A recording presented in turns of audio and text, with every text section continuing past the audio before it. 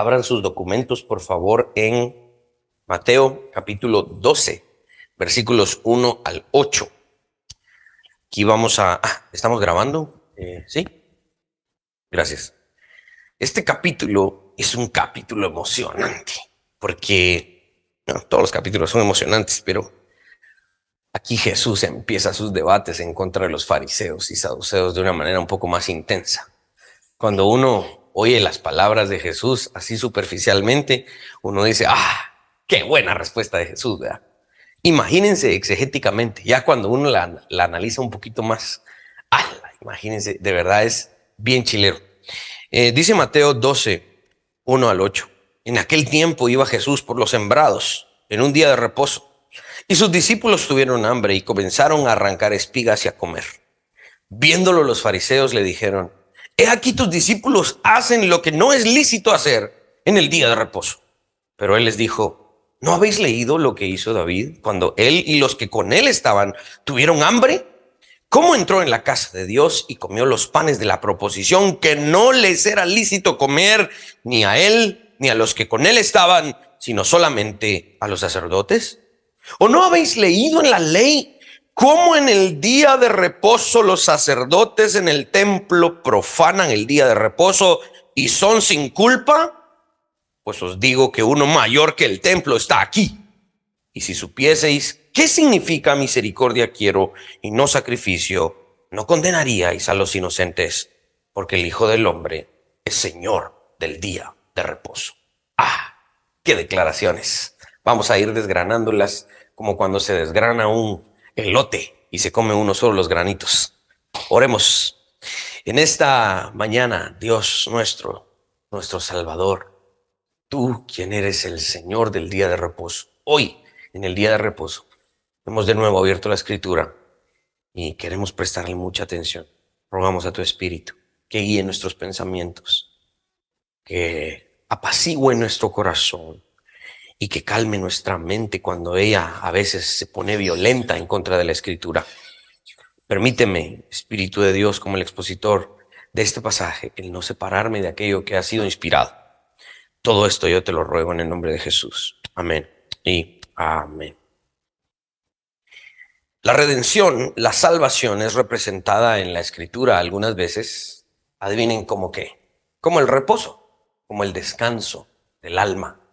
Porque el pecado, si bien es algo que le gusta a la carne y la carne lo disfruta en un momento, para el alma el pecado es una batalla, es una gangrena para el alma y para el hombre espiritual, la parte espiritual del ser humano. El pecado es un veneno mortal, ¿sí? Y me gusta una canción de este grupo Rescate, un grupo argentino, los hippies cristianos, ¿verdad? Estos tienen una canción que se llama, si no estoy mal, se llama El Veneno, ¿verdad? Y dice que es una pulseada, ¿va? Es como, dice la letra de la canción, es como una constante pulseada en donde parece que a veces el pecado va ganando y a veces uno le va ganando y nuestra carne básicamente se envenena con el pecado y el único antídoto para ese veneno es tu perdón, dice la canción. Y de verdad, no sé si algunas veces ustedes se han envenenado. Yo, por la gracia de Dios, nunca me he envenenado. Pero lo más parecido al veneno que he experimentado es cuando, por ejemplo, como algo que me da alergia. Y entonces empieza mi cuerpo a manifestar síntomas de alergia, ¿verdad? Y entonces tengo que empezar a ver qué le doy a mi cuerpo para que no gane la reacción alérgica que me empezó a dar. Pero yo no me quiero ni imaginar cómo es que actúa el veneno. Cuando un veneno empieza a ingresar en el torrente sanguíneo, es una alerta y no es cuestión de que, van a pasar algunos meses para que te haga efecto el veneno. No, el veneno empieza a carcomer, ¿verdad? De hecho, vamos a iniciar los días viernes un estudio sobre la amarteología, que es básicamente el estudio del pecado. Y vamos a ver de verdad lo destructivo que es para el ser humano el pecado. No hemos realmente dimensionado los males que el pecado provoca en nosotros. Ese malestar, no solo malestar, sino que básicamente lucha por la sobrevivencia del hombre espiritual, en un momento obtiene reposo y tranquilidad. Y es cuando el perdón de Dios llega y la salvación se manifiesta al corazón del hombre. En ese momento el hombre también puede obtener descanso y reposo. No solo para identificar a alguien como muerto, que dice, él ya descansa con el Señor. No, nosotros que hemos obtenido salvación en alguna medida, ya descansamos en la salvación que hemos obtenido por gracia. ¿Y por qué hacemos esto? ¿Por qué encontramos la salvación aquí? Bueno, porque el reposo es una ilustración de la salvación y Jesús es el Señor del reposo. De hecho, Él es la fuente del reposo. Él es la fuente de salvación. Este pasaje que estamos leyendo hoy de Mateo 12, versículos 1 al 8, también lo encuentran ustedes en Marcos capítulo 2 y en Lucas capítulo 6. Son pasajes alternativos que estamos estudiando hoy. El día de reposo era y sigue siendo lo que conocemos como una orden creacional, una ley que fue instituida básicamente en el momento de la creación. La mala interpretación de este pasaje ha confundido a muchos, haciéndoles creer que Jesús no tomaba en serio el día de reposo, cosa que no puede estar más separada de la verdad. Dice el verso 1, y sus discípulos tuvieron hambre y comenzaron a arrancar espigas y a comer.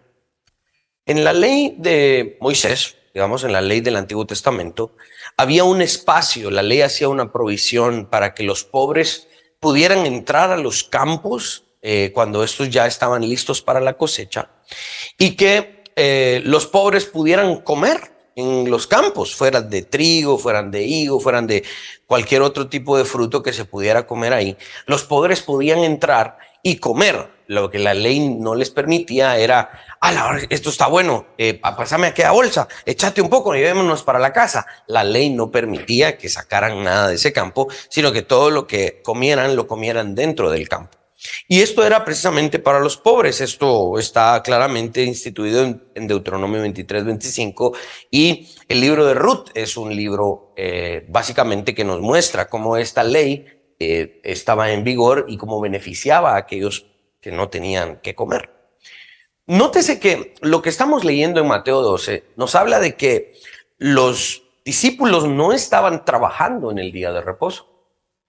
Ellos tenían hambre y sí concuerdo que en algún punto del peregrinaje de estos discípulos con Jesús, sí hubo momentos de escasez. El mismo Jesús lo anunció. El mismo Jesús, ya lo analizamos algunos capítulos anteriormente, no tenía dónde recostar la cabeza, en el sentido de que Jesucristo en su misión terrenal no era una persona económicamente acomodada o en abundancia. Sin embargo, nunca les faltó nada, ni a él ni a sus discípulos. Ahora, sí en algún momento podemos ver que los discípulos y Jesucristo mismo podían en alguna medida ser identificados como personas pobres en ese momento, ¿no? Que no eran dueños de casas, no eran dueños de terrenos, no tenían sembrados donde ellos podían estar cosechando y de los cuales, no, ellos dependían en su peregrinaje estos 3 años y medio, incluso de muchas personas que vendían sus propiedades y les ayudaban. Los evangelistas hablan de algunas mujeres que de su propio bolsillo sostenían el ministerio de Jesucristo y de sus apóstoles. Los apóstoles aquí en esta escena no estaban trabajando en el sentido de que entremos al campo, es el día de reposo, cosechemos y obtengamos salario por esto. No, pasaron por un sembrado, tenían hambre y recogieron unas espigas para saciar su hambre. Algo que no está prohibido en la ley y no estaba prohibido en la ley del Antiguo Testamento. Sin embargo, los fariseos hicieron de las suyas creyendo que aquí iban a agarrar a Jesús, ¿verdad? Verso 2 dice, viéndolo los fariseos le dijeron, aquí tus discípulos hacen lo que no es lícito hacer en el día de reposo. Vean la frase. Los fariseos dicen, esto no es lícito hacerlo en el día de reposo. Preguntemos, ¿dónde dice eso la ley del Antiguo Testamento? En ningún lado. Claramente la ley no lo decía. Ellos, los fariseos, habían dicho y habían, de acuerdo a sus interpretaciones y de acuerdo a su tradición, sus enseñanzas, ellos habían establecido que no se podía hacer ni siquiera eso en el día de reposo. Jehová el Señor hizo la creación, y cuando Jehová hizo la creación, estableció 13 ordenanzas fundamentales, a las cuales de hecho llamamos ordenanzas o leyes creacionales. Estas son el matrimonio, el trabajo y el reposo. Algunos de ustedes me han escuchado hablar un poco sobre el tema del pacto. Bueno, bastante, ¿no? Porque aquí solo el pacto somos, ¿no? Pero cuando hablamos del tema como tal, hablamos de que toda la creación se sostiene sobre 3 pilares. Y la creación necesita del matrimonio para cumplir con el mandato cultural, ¿no? Fructificad, multiplicaos. Del trabajo, ¿verdad? Fructificad, llenar la tierra, sojuzgarla. Y el reposo, ¿no? Que el ser humano no es capaz de trabajar sin descanso, necesita el reposo. Toda la creación necesita el reposo. Por eso en el Antiguo Testamento incluso habían leyes para la agricultura. Y decía, ¿verdad? Vas a cosechar de este pedazo de tierra durante 6 años. El 7º lo vas a dejar descansar. Y si obedeces esto, de tal manera Dios te va a producir el 6º año que te va a alcanzar para los siguientes 2 años, hasta que vuelvas a cosechar, digamos, el 8º año. Hay gente que todavía pone en práctica esto.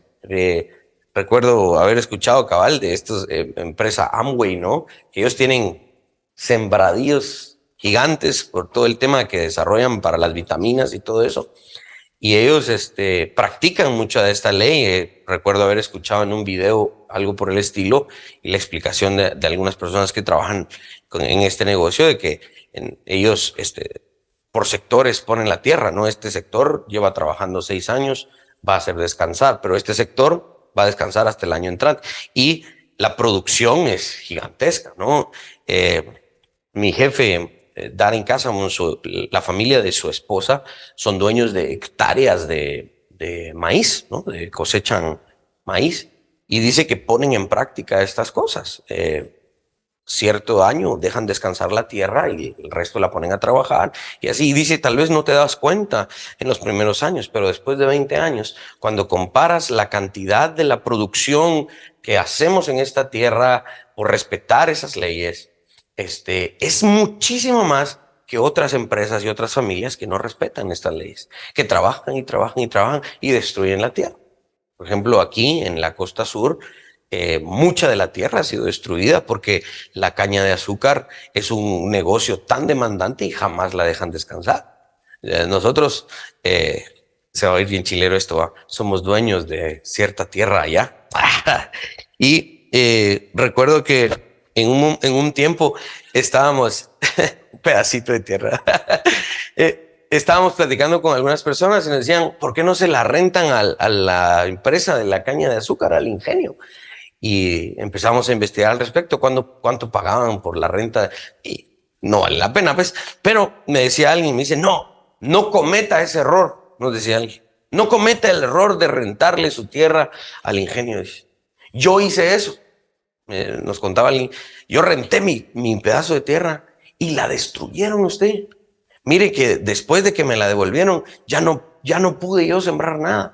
Matan la tierra, esto y lo otro, precisamente porque no entienden las implicaciones del reposo, ¿sí? No entienden que todo bajo el orden creado necesita descansar. Cuando se transgrede esta ley, ordenanza creacional, la creación empieza a tambalear. Es como una estructura, no sé si existe, ¿va? Pero me lo voy a inventar ahorita, Checha, se le va a morder el hígado a Checha ahorita, pero es como una estructura que tiene 3 pilares, no sé si existe algo así, pero digamos que hay una construcción sobre esos 3 pilares y si uno de estos se cae, empieza a tambalear el resto de la estructura, ¿no? Y se pone, empieza a caerse. Analicemos hoy nuestras sociedades. Nuestras sociedades están diciendo que el matrimonio puede ser entre 2 hombres y 2 mujeres. Al mismo tiempo, hay un montón de perezosos y holgazanes que no les gusta trabajar. Y al mismo tiempo, hay aquellos que trabajan, no les gusta descansar. Aquí no es que los tres pilares estén cayendo. Ninguno de los tres pilares en nuestras sociedades a veces se respeta. Pero me voy a enfocar específicamente en el pilar de la creación que habla acerca del descanso, porque es lo que Jesucristo está tratando en este momento. Dice Génesis 2, versículo 3, y bendijo Dios el séptimo día y lo santificó. El sábado es lo que nosotros traducimos como el día de reposo. Y el sábado encuentra su base creativa, su base funcional en la actividad creativa de Dios. Dios, quien es el único ser que no necesita descanso, nos dio el ejemplo, el patrón, y dijo, el séptimo día voy a descansar. Esto está incrustado, dice O. Palmer Robertson en su libro El Cristo de los Pactos. El descanso está incrustado en la estructura de la creación. La creación va a dar síntomas que necesita descanso. Un carro va a decir un día, paren, necesito servicio. Un artefacto electrónico, nosotros mismos, una empresa, todo va a pedir descanso en algún momento. Eso es lo que Jesús está hablando aquí. Si Dios bendijo el séptimo día y lo apartó, es decir, lo santificó, entonces este día requiere de atención especial. Dice O. Palmer Robertson en su libro El Cristo de los Pactos, el sábado era para el respeto de la creación y del hombre. Como Jesús lo dijo, el día de reposo se hizo para el hombre y no el hombre para el día de reposo, según Marcos 2:27. Es decir, para el bien del hombre y de toda la creación se instituyó el día de reposo. Y aún así, es por tu bien. Y aún así existen muchos cristianos que dicen, el domingo no. Ahí voy a ver si voy a la iglesia. Ahí voy a ver si logro descansar. Es que tengo deudas. Es que tengo esto. Es que tengo aquello y no me da tiempo de descansar. Hay gente que, a pesar de que este día fue creado para nuestro beneficio, hay gente que dice, no, gracias. Básicamente yendo en contra de lo que Dios estableció. No podemos observar, no solo podemos observar el patrón en la actividad creativa de Dios, trabajo, reposo.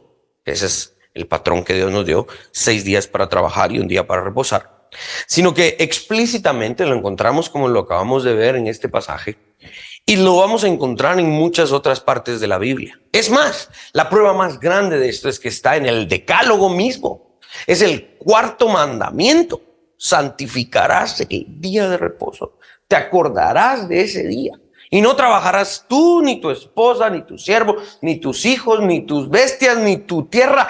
Descansarás. Esta es una ley que conocemos, que lógicamente se llama apodíctica, es decir, directa, plena, sin chance a interpretación. Y enos aquí todavía debatiendo, ¿será que hay que descansar o no? Por si fuera poco, como les acabo de decir, aparecen los 10 mandamientos, los cuales pertenecen al cuerpo de leyes que reconocemos como leyes morales, leyes absolutas y eternas que se encuentran desde el jardín. Prueba de esto es el tema del descanso, que Dios lo santificó en el 7º día en el principio.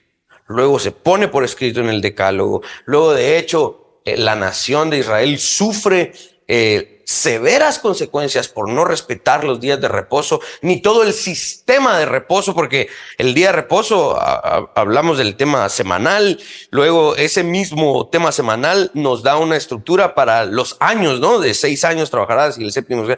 Y luego nos da una estructura aún más grande de 49 años de trabajo y 1 año 50 de jubileo, en donde se proclamaba la libertad en la tierra y se perdonaban las deudas y las tierras regresaban a sus dueños originales. Era un año de supremo descanso, si lo quieren ver. Y luego aparecen la teología, los teólogos reformados, y dicen, este sistema de reposo establecido en el Antiguo Testamento es para ilustrar el reposo eterno que tenemos en Cristo Jesús. El mismo Jesús aparece por allá en Lucas 6 diciendo, este es el año agradable del Señor, haciendo referencia a ese año 50. Y Jesús dice, yo personifico ese año 50 de descanso supremo. Encuentren en mí el descanso eterno. Alrededor de toda la Biblia vamos a encontrar que el tema del día del Señor es un tema muy importante. Los 10 mandamientos, como les estaba diciendo, y el cuarto mandamiento perteneciente a esta ley moral que es eterna y para siempre, que no cambiará, no pertenece a una ley diferente a la cual podamos interpretar y decir, en el Antiguo Testamento era así y hoy tenemos que aplicar su equidad general. Observemos el principio que estaba ahí y solo veamos cómo aplicaría hoy a nuestra sociedad moderna, porque nuestra sociedad moderna no es igual al Israel del Antiguo Testamento. Mis hermanos, hay leyes que podemos entender de esa manera. Es lo que llamamos las leyes civiles o las dietas, etcétera, todo lo que está en el Antiguo Testamento. Pero aquí estamos hablando de una ley moral que es aplicable en todo tiempo, en todo lugar geográfico, en cualquier etnia. Es un principio bíblico que no podemos transgredir. Los 10 mandamientos no son cuestiones que podamos decidir si tienen validez o no. Son cuestiones que debemos de obedecer, porque fueron instituidas en un momento y para siempre. No dependen de nuestra realidad moderna o de nuestra geografía, no depende de otras cuestiones, es un asunto absoluto. El reconocer estos aspectos focales de Dios en su creación, lo que estábamos hablando, el matrimonio, el trabajo y el reposo, tiene implicaciones de largo alcance. Son asuntos de importancia fundamental, por eso se les llama de orden creacional, son indispensables. La humanidad no puede vivir sin estas ordenanzas que, ojo, al mismo tiempo se convierten en responsabilidades y al mismo tiempo se convierten en beneficios para nosotros. Estas órdenes creacionales no son sugerencias, son responsabilidades que la criatura tiene para con el Creador y por lo tanto también son necesidades. La creación necesita del matrimonio, la creación necesita del trabajo, la creación necesita del reposo. Vean cómo esas leyes creacionales son tan maravillosas y completas, porque sí, son leyes que hay que cumplir, pero al mismo tiempo esas leyes son necesidades que la creación tiene. Al mismo tiempo son responsabilidades y al mismo tiempo traen sanidad. Es la ley perfecta. No es solo una imposición porque Dios arbitrariamente y caprichosamente dice, quiero que descansen el séptimo día. ¿Para qué? No sé, pero descansen. ¿Qué me importa? No vemos a Dios diciendo eso. Vemos a Dios diciendo, esta es la forma en la que va a funcionar la creación. No sean ingenuos. No se hagan daño a ustedes mismos. Yo les estoy dando estas leyes para su beneficio. Primero para mi gloria y luego para su beneficio. Salud. Estos aspectos focales creacionales tienen esta implicación que los diferencia en cuanto a su importancia. Han pasado varios milenios desde que el mundo fue creado y la humanidad sigue teniendo necesidad de estas cosas. La humanidad no puede subsistir sin el matrimonio. No puede subsistir sin el trabajo y no puede subsistir sin el reposo. Una de las reuniones que teníamos con el senador el día viernes, unos hermanos allá en Shela, ¿verdad? Un poquito apasionados, ¿va? Querían como, no sé, tal vez tenían como las ganas de querer atrapar al senador en alguna contradicción, ¿va? Y le dijeron, ¿cuál es su postura acerca de la inmigración, de los migrantes? ¿Por qué Estados Unidos es tan mala onda con los migrantes guatemaltecos? Por ahí va la pregunta, sentí yo, ¿verdad? Y el senador les dice, miren, la migración la necesitamos.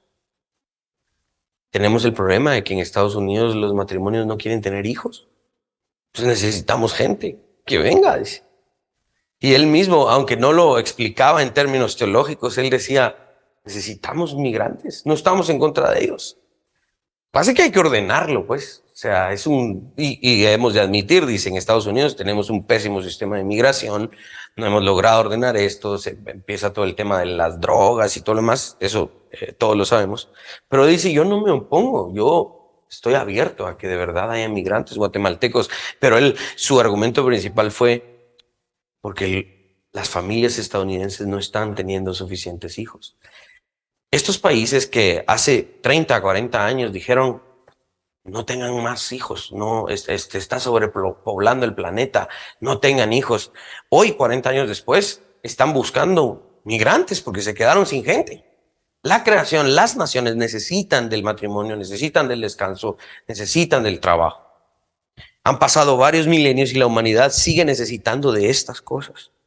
Estos aspectos focales son parte, y quiero extenderme un poquito en esto porque hoy vamos a hablar precisamente de este punto que Jesús está hablando en Mateo 12. Estos aspectos, estas leyes creacionales, ojo, son parte de un diseño único de existencia. El ser humano ha querido crear su propia versión de subsistencia humana y ha dicho, sí, está bueno pues el matrimonio, pero no necesariamente tiene que ser entre un hombre y una mujer. Puede ser entre dos hombres. Puede ser entre dos mujeres. O, miren, una tendencia muy, millennial hoy, ¿verdad? No, es que mis hijos son mis mascotas, ¿verdad? Y empiezan a tener chuchos, y empiezan a tener gatos, y no, es que son como mis hijos, ¿verdad? Y entonces quieren sustituir este tipo de cosas, ¿no? Y el tema del trabajo también, ¿no? Entre menos trabajo, mejor y más gano, y podríamos entrar en un debate ahí muy extenso. Pero este es el punto. Cuando el ser humano intenta establecer su propia versión de subsistencia humana, sale con ideas básicamente tontas, que no dan los resultados que se requieren, y la creación empieza a fallar. Fuera de estos aspectos focales que estamos hablando hoy, específicamente el tema del reposo, lo que se tiene no es vida, tal vez supervivencia, pero jamás una vida plena. O descansamos de acuerdo a lo que la palabra dice, o no vamos a obtener verdadero descanso. Sigue diciendo Palmer Robertson, ahí puse estas notas, creo yo, en su bosquejo. 3 ordenanzas inherentes en el orden creacional de Dios merecen especial atención. Ellas son el sábado, el matrimonio y el trabajo. Estas 3 ordenanzas se establecen como un principio inviolable, inherente en la estructura del mundo, como Dios lo ordenó. Por lo tanto, Jesús aquí, en el pasaje que estamos tratando en Mateo 12, 1 al 8, Jesús aquí no está aboliendo el 4º mandamiento como muchos creen. Jesús está respondiendo a los fariseos la verdadera manera en la que el día de reposo debe ser guardado.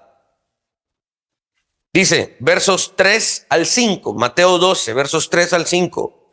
Jesús le respondió y dijo, ¿no habéis leído lo que David hizo cuando él y los que estaban con él tuvieron hambre? ¿Cómo entró en la casa de Dios y comió los panes de la proposición que no les era lícito comer ni a él ni a los que estaban con él, sino solamente a los sacerdotes? ¿O no habéis leído en la ley? Miren esta pregunta, qué importante. ¿Cómo en el día de reposo los sacerdotes en el templo profanan el día de reposo y son sin culpa?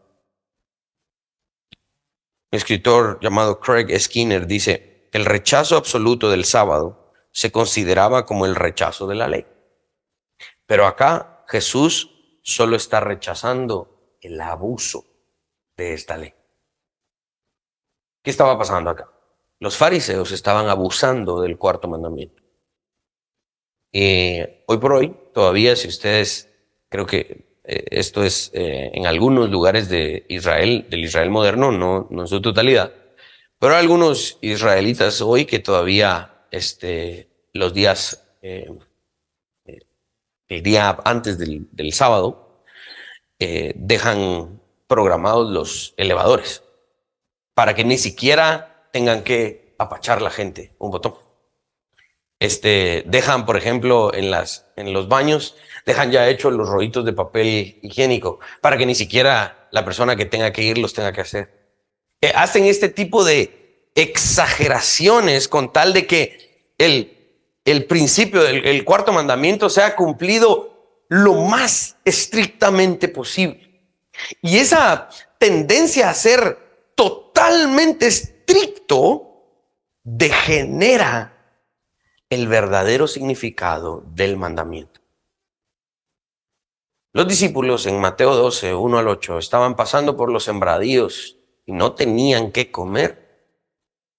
Simplemente tomaron unas cuantas espigas y comieron. Me gusta la escena de ese capítulo de Chosen, cuando Pedro están platicando y de repente Pedro agarra las espigas y se las empieza a comer y los otros discípulos se le quedan viendo a Pedro como quien dice, ¿por qué hiciste eso? Estamos en el día de reposo. Y Jesús se ríe y les dice, coman. Y empiezan a loquear y empiezan a agarrar y aparecen unos fariseos, ¿no? Y eso es incorrecto. ¿Por qué? Porque los fariseos estaban abusando de lo que realmente significaba el cuarto mandamiento. ¿Me estoy dando a entender? ¿Sí? Jesús no estaba rechazando el día de reposo, ¿ok? Como lamentablemente muchas personas creen. Más bien Jesús estaba rechazando la forma rabínica de guardar el día de reposo. Este pasaje hace sentido debido a la íntima conexión de los últimos versos del capítulo anterior. ¿Qué leímos en Mateo 11, versículos 28 al 30? Venid a mí todos los que estáis trabajados y cargados, que yo os haré descansar. Qué casualidad que en estos versículos iniciales Jesús empieza a hablar de qué es lo que significa el reposo. R.C. Sproul comenta en uno de sus artículos, si Jesús provee reposo a su pueblo, entonces su perspectiva sobre el sábado nos ayuda a entender la naturaleza de su respuesta. ¿Qué respuesta dio Jesús a esto entonces? Una de las razones por las cuales Dios envió al exilio a la nación de Israel en el Antiguo Testamento fue porque no guardaron los días de reposo, ni los años que estaban en la ley guardar para el reposo. Segundo libro de Crónicas, capítulo 36, versos 11 al 21, relata precisamente los últimos días previo al exilio, a la cautividad, yendo a Babilonia. Y el escritor de ese pasaje dice específicamente, porque no guardaron mis días de reposo. Este castigo fue tremendo. O sea, la ciudad fue quemada, el templo fue destruido, murieron muchas personas y fueron reducidos y enviados a Babilonia. Fue un castigo de verdad bien duro. ¿Por qué? Porque no respetaron los días de reposo. Y de verdad, un estudio sobre lo que es el día de reposo es tan importante porque hoy, la verdad, a mí me da pena cómo mucha gente, siendo cristiana, toma tan a la ligera el día domingo. Es de verdad alarmante. A veces yo digo, es necesario ver cómo Dios es tan severo al castigar cuando sus hijos no respetan el día de reposo. Dios es severo al castigar estos puntos. No podemos tomarlo a la ligera. Jeremías 17:27 también habla de esto y confirma que Dios estaba airado porque no guardaron los días de reposo. Luego del retorno de la cautividad, ¿qué fue lo que sucedió? Los líderes religiosos entendieron esto, dijeron, sí, Dios nos castigó durante 70 años en el exilio por no respetar el día de reposo. ¿Saben qué? Vamos a poner leyes para que nadie quebrante el cuarto mandamiento. Y entonces un teólogo dice que empezaron a poner una especie de cerca, barrera alrededor de la ley. Y esa cerca y barrera empezó a crecer por, digamos, como las interpretaciones y las tradiciones rabínicas. Y se volvieron tan estrictos que ahora se fueron al otro lado. Y dijeron, no hagan esto, cuidado, no respire, no se ponga. Entonces se convirtió en un legalismo. ¿Se están dando cuenta?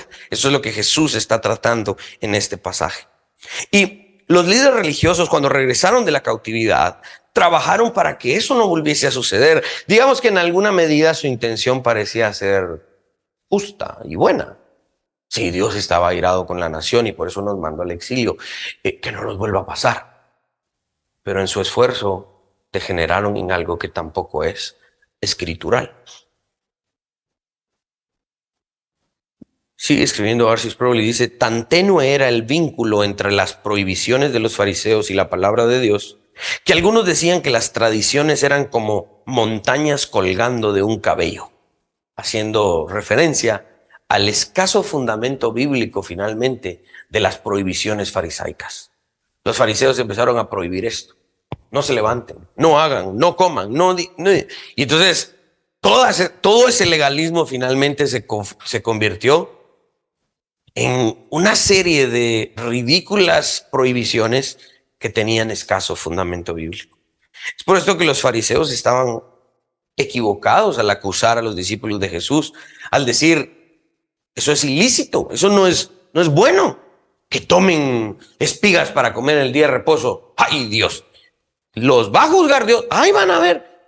Se van a acordar de mí. O sea, ya me imagino el espíritu de los fariseos ahí.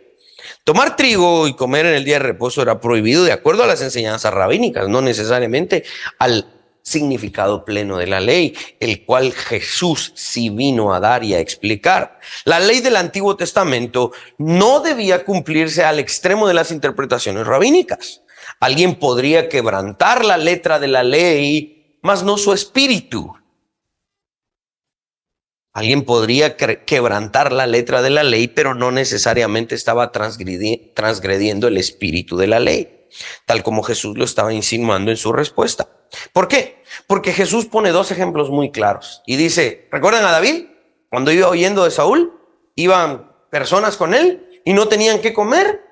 ¿A dónde llegaron? Al templo. ¿Qué había de comer? Los panes de la proposición, los cuales la ley decía eran para los sacerdotes. ¡Cuidado, los toman! ¿Y qué hizo David? Los tomó y dijo: que se haga eso, ya no aguanto, ¿verdad? No aguantamos el hambre. Comieron. ¿Y acaso vemos en la Biblia un juicio sobre David por este acto? No. El mismo Jesús dice: puede ser que David haya quebrantado la letra de la ley, pero nunca su espíritu. ¿Por qué? Porque David no dijo: yo soy como un sacerdote, tengo derecho a esos panes, entrégamelos. No, David llegó con una actitud humilde y de necesidad y decir: mira, puede ser que esto no sea lo más apropiado, pero en este momento hay una necesidad más urgente que el cumplimiento ceremonial. Ayúdame a darme esos panes. Y se los dio, y no hubo quebrantamiento del espíritu de la ley. Luego Jesús hace otra pregunta y dice: los sacerdotes, y Jesús le está diciendo a ellos, básicamente lo que estamos leyendo en Mateo 12, ustedes mismos que son sacerdotes y ofician en el templo, hacen trabajos en el día de reposo. Y si somos tan estrictos como ustedes lo quieren ser, tan legalistas como ustedes los quieren ser, los mismos sacerdotes hoy en el templo están quebrantando el día de reposo. Ustedes pueden leer en el Antiguo Testamento, en Levítico más específicamente, cómo los sacerdotes en el día de reposo cargaban leña, hacían un fuego, hacían diferentes cosas que podrían ser interpretadas como trabajo. Pero dice Jesús: estos sacerdotes están quebrantando el día de reposo, pero son sin culpa. ¿Por qué? Porque el espíritu de esta ley no está siendo quebrantado. La ley de Jehová no fue dada para un legalismo. La ley de Jehová fue dada para transformar el alma. Puede ser que la letra en algún momento no se cumpla a la cabalidad. ¿Por qué? Porque la letra no fue la intención original. Dice un comentarista: la ley no se impone en la letra, sino en su espíritu y carácter eterno. Cada vez que veamos una ley, veamos hacia el futuro y la eternidad a la que nos dirige ese pedazo de ley. No veamos cómo cumplimos estrictamente cada cosita. Eso era lo que estaban haciendo los fariseos. Jesús estaba diciendo: no entendieron lo que yo quise decir con la ley. Jesús continúa diciendo: pues os digo que uno mayor que el templo está aquí. ¿A quién se refería? A él mismo. ¿Por qué dice Jesús esta frase? Bueno, el templo era el centro litúrgico religioso de la cultura judía. Todo en la cultura judía giraba alrededor del templo. La cultura judía no era una cultura cristocéntrica. La cultura judía era una cultura templocéntrica.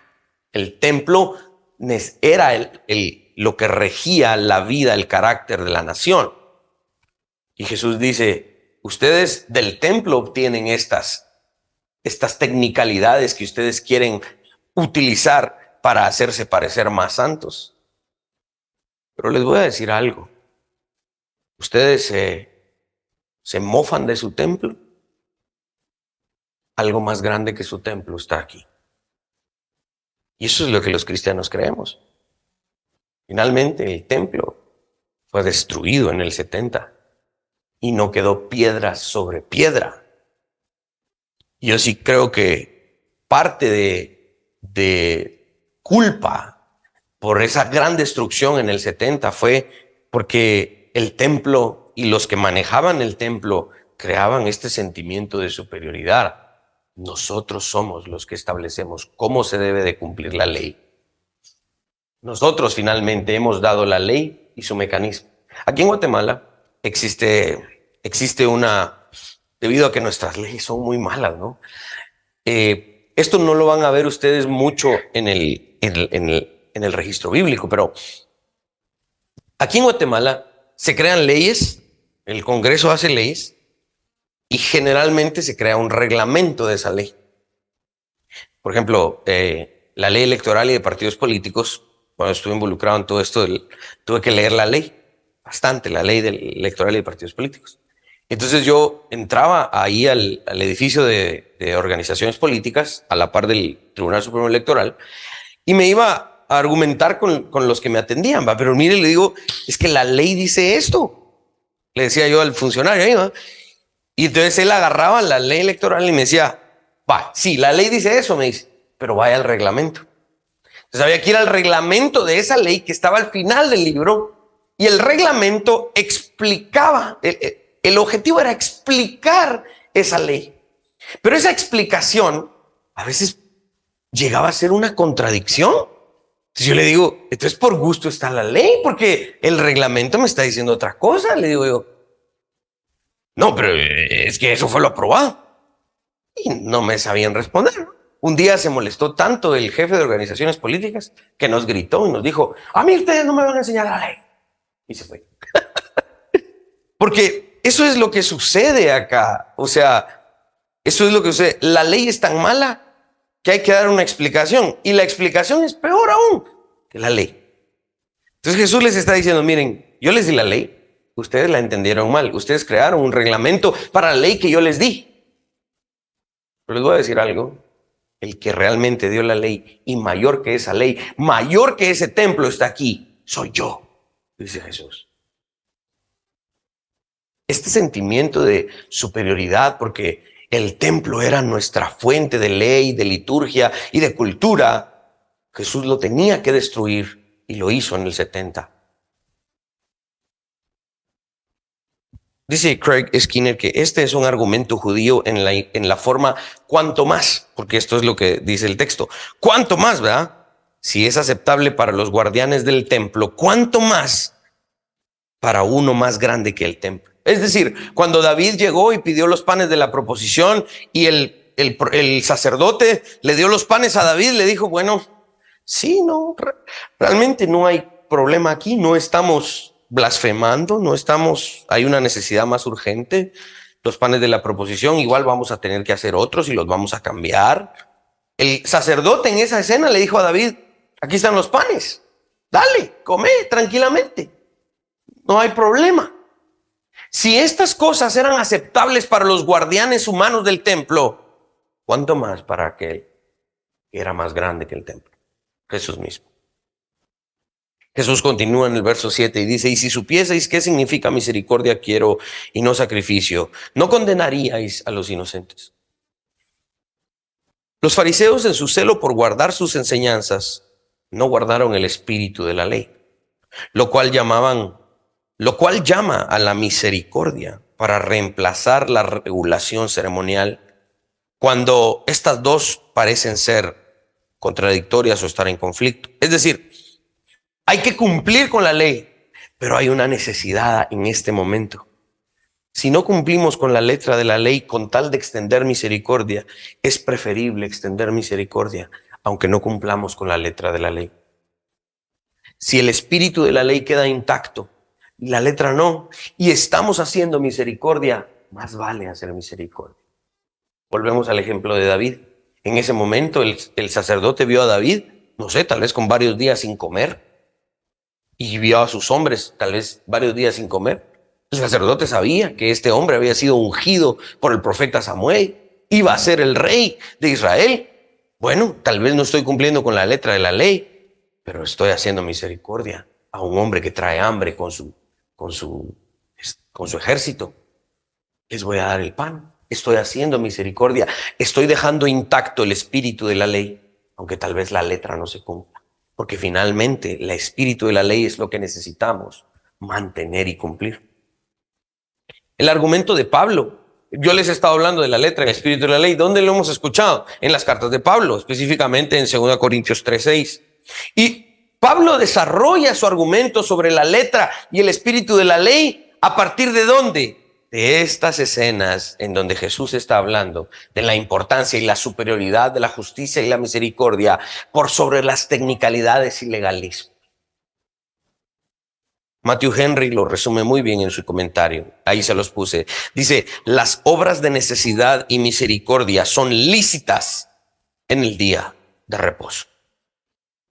Finalmente, todo el sistema ceremonial estaba a punto de ser abolido o cumplido en Cristo, no necesariamente desechado, como si nunca hubiese tenido importancia. No estamos diciendo que los detalles de la ley del Antiguo Testamento no eran importantes. Lo que estamos diciendo es que cuando se establece la ley y apunta a la eternidad, hay elementos superiores a la ley como la justicia y la misericordia. Porque en efecto, Dios sí castigaba cuando ciertos detalles se transgredían.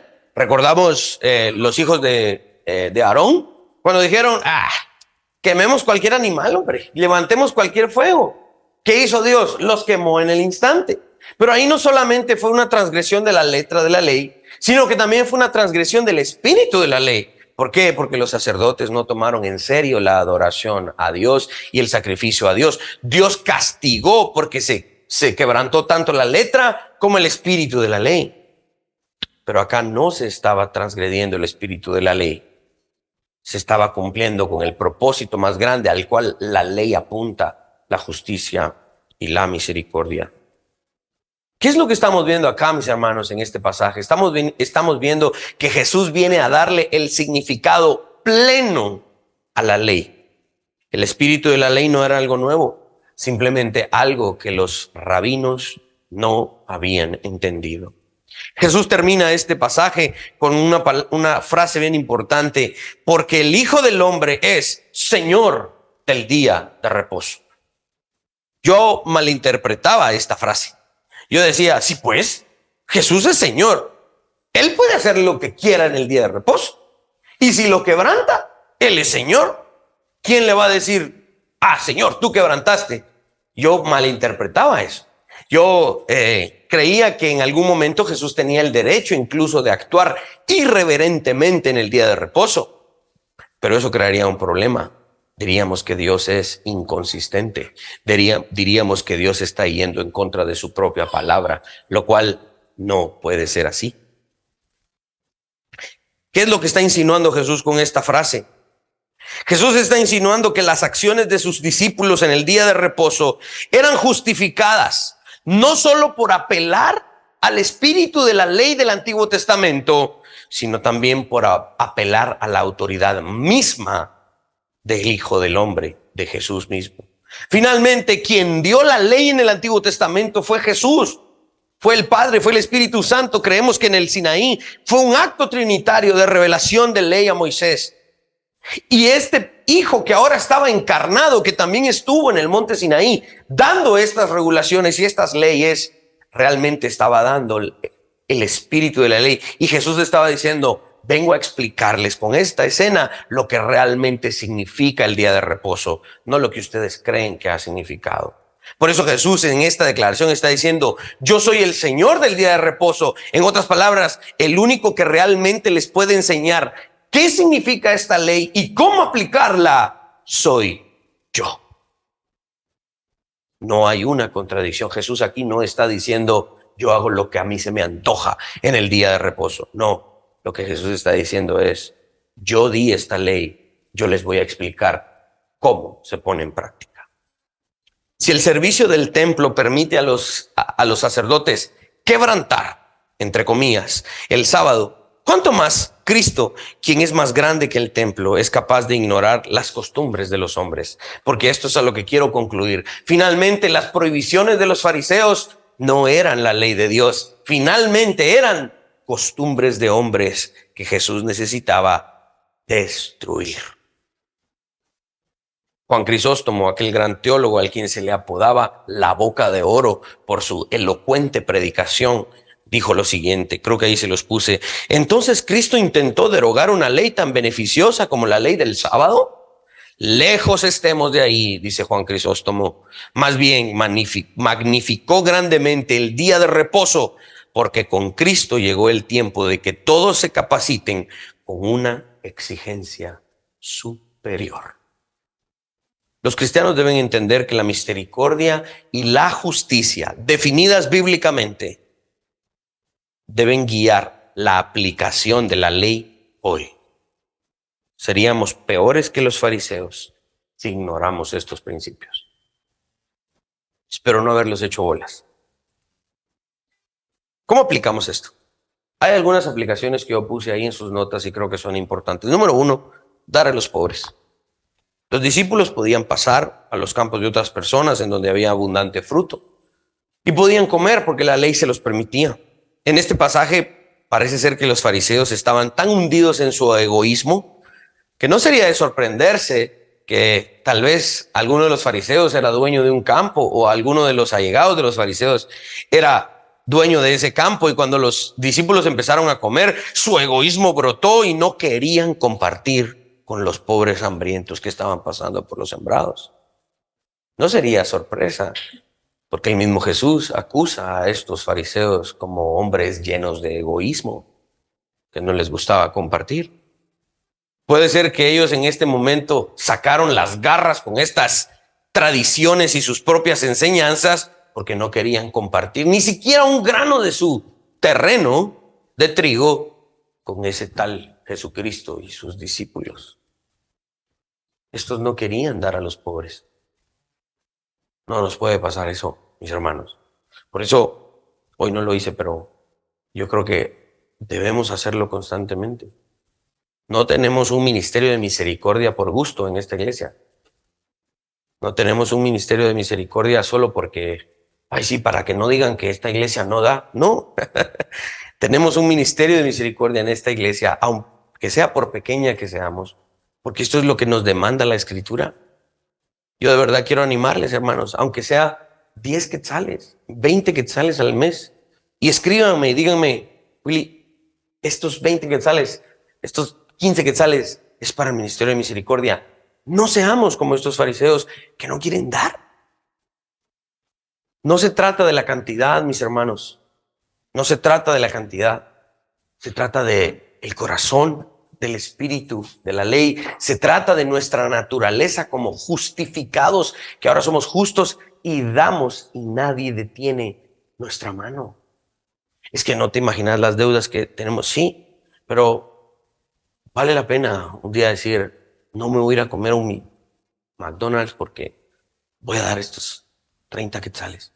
Lo voy a dar a alguien que lo necesita. Mis hermanos, hagámoslo, no seamos como estos fariseos.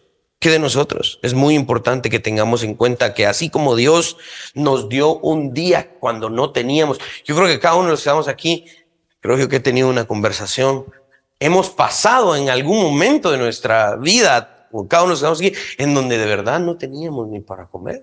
Yo recuerdo un momento de mi vida y alguien me compartió. Más vale que yo lo haga hoy. Este pasaje habla también de eso, nos puede ayudar a aplicar esto.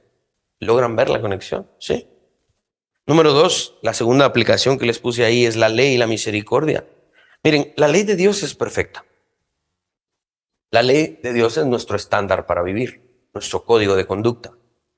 Las prohibiciones que se encuentran en la ley de Dios, porque no vamos a decir que no hay prohibiciones, hay muchas leyes que están en forma negativa en el Código Civil, digamos, incluso en la ley moral, ¿verdad? no cometerás adulterio, no harás esto, no darás falso testimonio. O sea, hay prohibiciones. Pero esas prohibiciones son ¿para qué? Para nuestro beneficio, para guardarnos de transgredir la santidad de Dios. Y a pesar de que no cumplimos a cabalidad con estas prohibiciones, hubo alguien en nuestra representación que lo cumplió a cabalidad, y ese fue Jesucristo. Y es lo que predicamos en el Evangelio del Gran Intercambio. En la cuenta de Jesucristo, Él había cumplido con la ley perfectamente. Nosotros habíamos transgredido toda la ley. En el Evangelio lo que sucedió es que nuestra cuenta, todo lo que debíamos fue cargado a la persona de Jesús. En la cruz, Dios dijo, Jesús debe todas las transgresiones que los elegidos han hecho.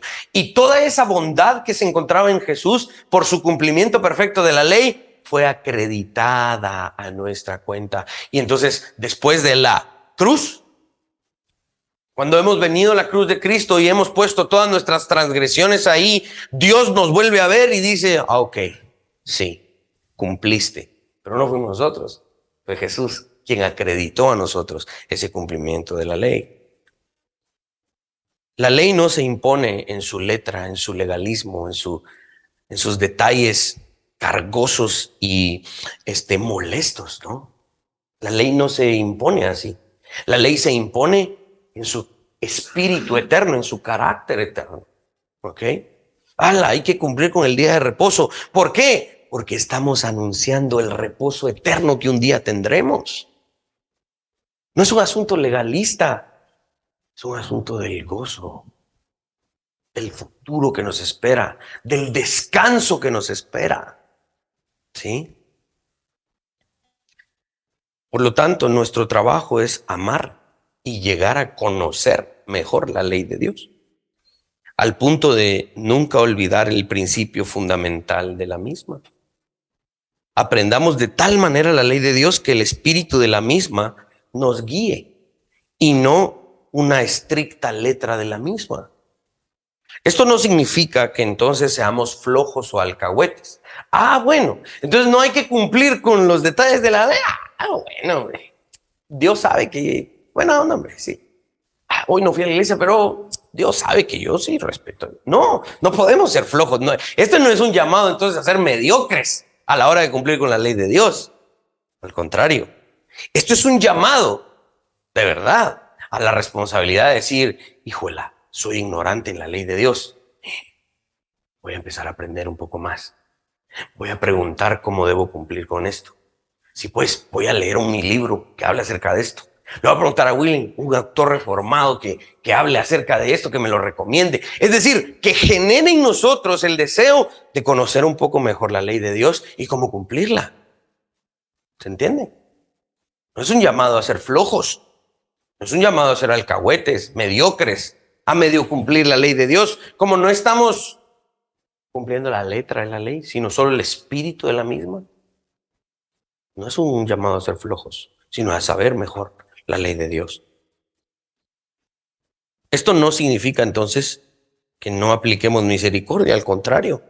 Jesús llamaba a la misericordia a los fariseos en aquel momento, a nosotros también se nos exige hoy lo mismo.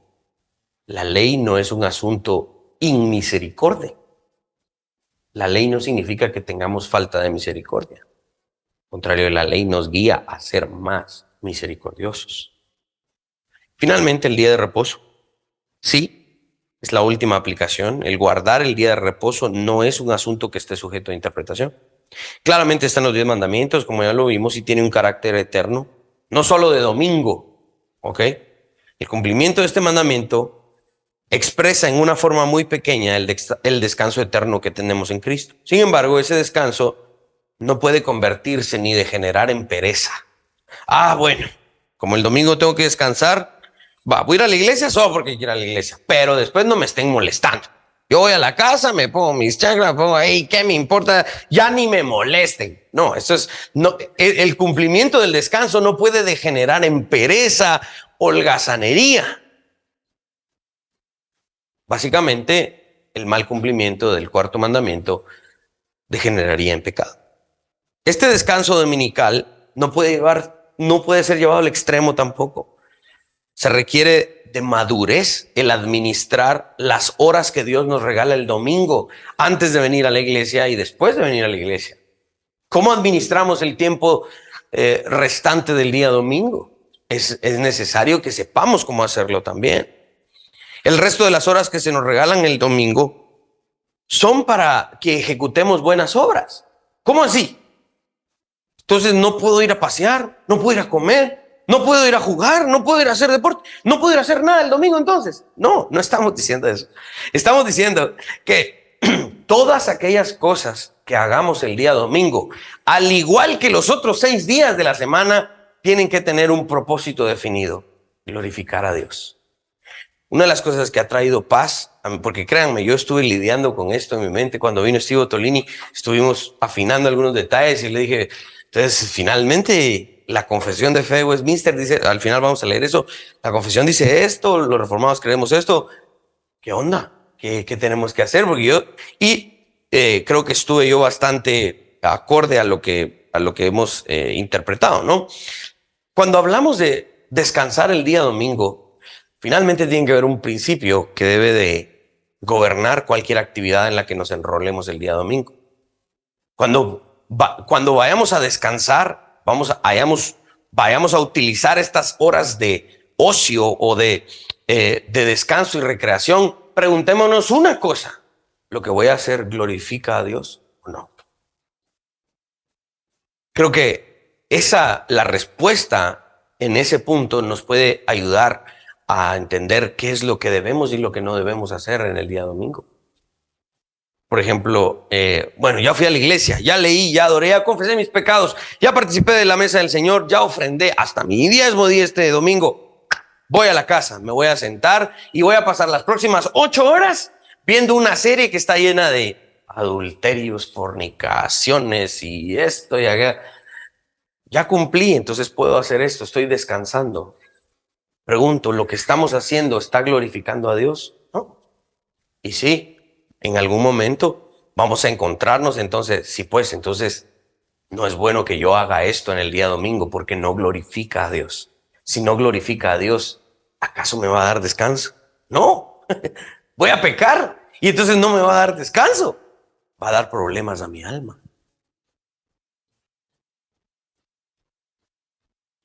Incluso cuando descansamos, hermanos, debemos glorificar a Dios.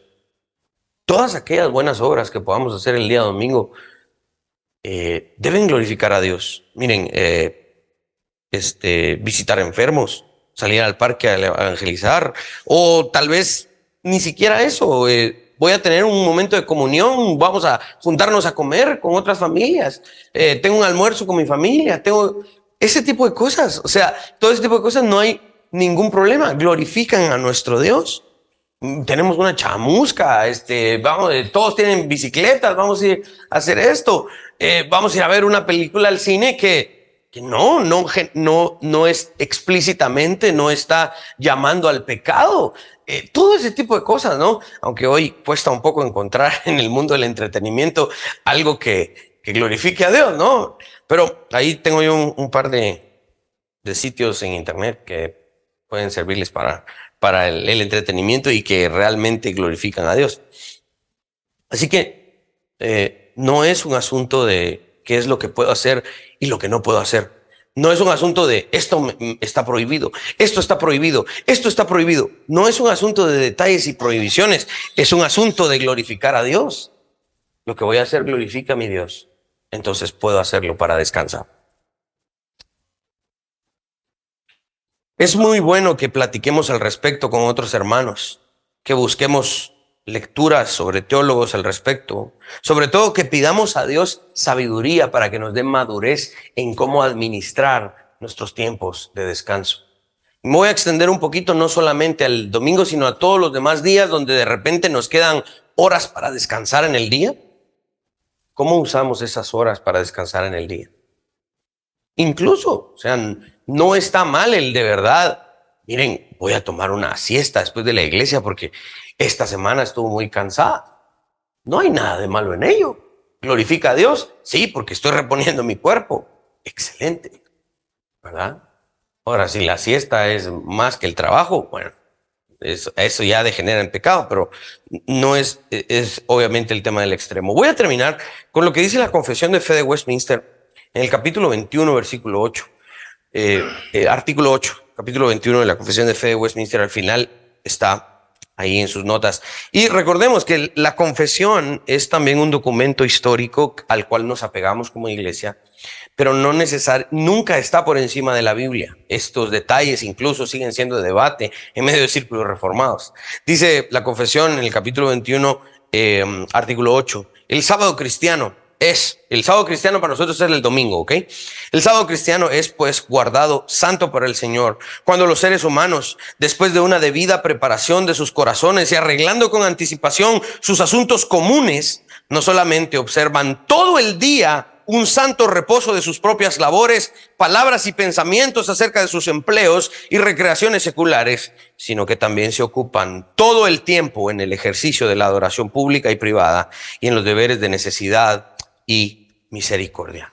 Este lenguaje es un poco antiguo, ¿no? Porque es del siglo XVII. Pero traduciendo esto, algunos círculos reformados tendrían una opinión diferente a la nuestra, pero esto es lo que traduce lo que hemos explicado, ¿no?